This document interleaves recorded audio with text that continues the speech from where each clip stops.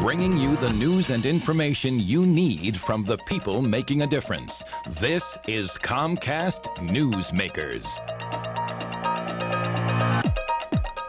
And welcome back to Comcast Newsmakers. I'm Steve Swat, and my guest this segment is David Hosley, who is president of the Great Valley Center. Shall we say it's the premier think tank up and down the valley? Thinking in action is what we do, and we do operate from Chico, and now we're opening a Bakersfield office, so we truly have staff at our headquarters in Modesto and then all the way north and south. Well, congratulations on your growth. I know you have your annual conference coming up in May, which is a huge event, really up and down the valley from Reading to Bakersfield. Tell us a little bit about what you have on tap this year. Well, we're doing something slightly different this year. We're looking into the future, and I hope that we can raise the horizons of people beyond the difficult times that we're in now to about a decade from now. So the conference is called 2020 Foresight, the Great Valley in a Decade, and we're going to get a number of visionaries as well as people who can present the facts of how our life might be 10 years from now. Last year, one of your major themes really was green technology and trying to take advantage of innovations in that regard. A year later, do you see some results? Well, certainly the Central Valley has moved forward. There are a number of cities that are focusing now on green, and the Fresno area thinks it can be a major part of their economy going forward, and so does the Sacramento area. In Stockton, the city of Stockton has become a major model for other cities in the state of being green.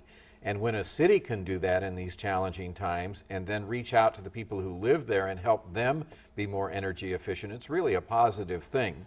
And then the other thing that came out of that was that people who attended the conference really got a leg up on these new pieces of state legislation, the Global Warming Act, and then the one that requires that you have a regional transportation and land use plan. So that was a positive benefit too. And then of course we're going to have the federal stimulus package, which has a lot of money in it for green technology, and hopefully, I suppose, some of those folks in the Central Valley who maybe are ahead of other folks throughout the state can get a cut of that.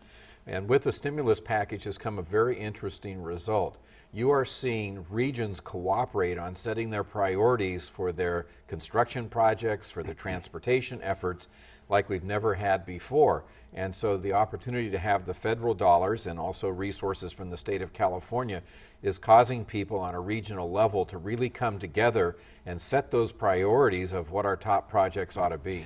We've talked about this before, and I know you are very excited about that because no longer, in many cases, we have a city fighting against another city or a county competing against another county in its own region and working at cross purposes. And in some cases, it's simply because they can't afford to compete anymore. They've got to find ways to collaborate and cooperate.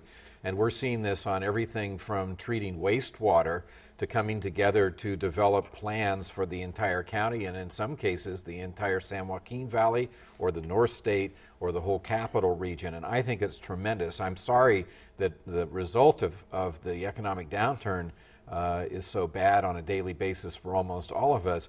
But a positive thing, maybe a silver lining, is that we're seeing tremendous effort at cooperating on a regional basis. And you think this cooperation is a direct result of the hard times? There's no question that with our counties and our cities and our state on the whole so strapped for money at this point that they simply don't have the resources that they once had. And so everybody's looking at what they're doing and how much the members of the community value each of those things, because all of us are going to have to do with less, and that includes the services that we expect from our cities and our counties. Briefly, before we run out of time, we hear so much about blueprint projects, throughout the valley.